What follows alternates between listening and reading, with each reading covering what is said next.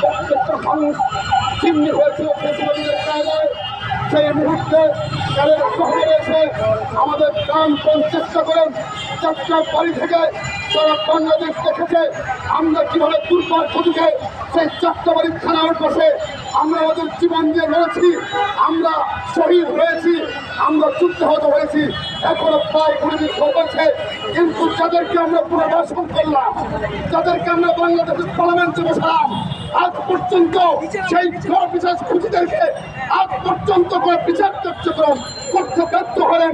এটা লজ্জাস্কর ব্যাপার, লজ্জাস্কর ব্যাপার, লজ্জাস্কর ব্যাপার। আমরা চাই অনতিবিলম্বে সমস্ত খুনিদেরকে, এই দেশকে যারা ফেসিবাদী কায়দায় এই দেশকে যারা শেষ করে দিতে চেয়েছিল, এবং আমার সোনার ভাইদেরকে যারা রক্তে রক্তে রঞ্জিত করেছে, গুলি করে হত্যা করেছে, এবং বিভিন্ন ছাত্রলীগের যারা গুলি করে হত্যা করেছে, অনতিবিলম্বে তাদেরকে ফাঁসির আওতায় আনতে হবে এবং পৃথিবীর শ্রেষ্ঠ বিচার কার্যক্রম স্বাধীন করতে হবে। ঠিক কিনা কেউ হয়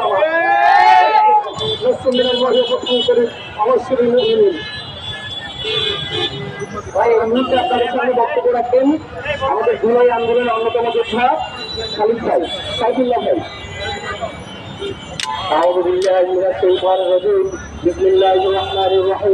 আজকের এই সমাবেশ থেকে সাংবাদিক ভাইদের উদ্দেশ্যে বলছি, আমাদের সবাইকে জানিয়ে দিতে চাই, আমরা জুলাই আন্দোলনের সময় অনেক সমাধান নাটক দেখেছি, আর কোন নাটক আমরা দেখতে চাই না।